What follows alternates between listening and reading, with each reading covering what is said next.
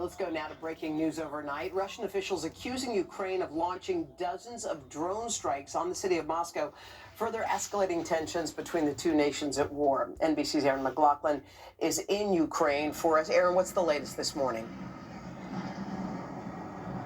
Well, Hoda, overnight, the Russian Ministry of Defense says it shot down 45 alleged Ukrainian drones, 11 of those drones over the Moscow region. No casualties reported, but the mayor of Moscow says it's one of the largest drone attacks on the capital so far in this war. Russia reported, but the mayor of Moscow says it's one of the largest drone attacks on the capital so far in this war. Russia blaming Ukraine. No response from the Ukrainians so far, but this latest attack comes after a series of attacks that were launched against Moscow last year. Ukraine generally denying any responsibility in those attacks. And of course, it is also worth noting that Ukrainian cities, Kyiv and Kharkiv, are regularly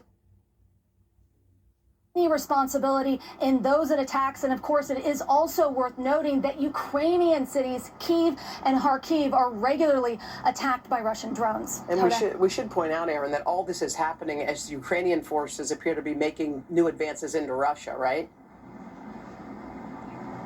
Yeah, that's right. For the last 3 weeks, Ukrainian forces have been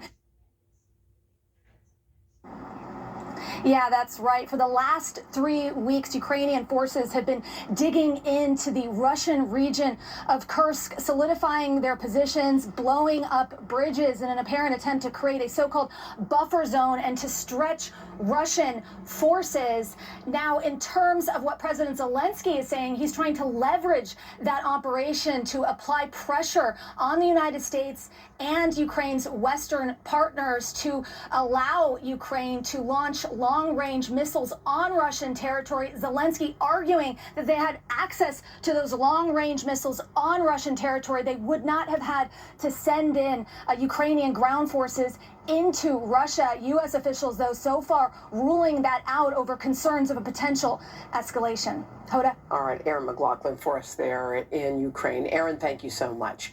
It is 7:15, a lot more to get to. Craig, it's yours. How are you?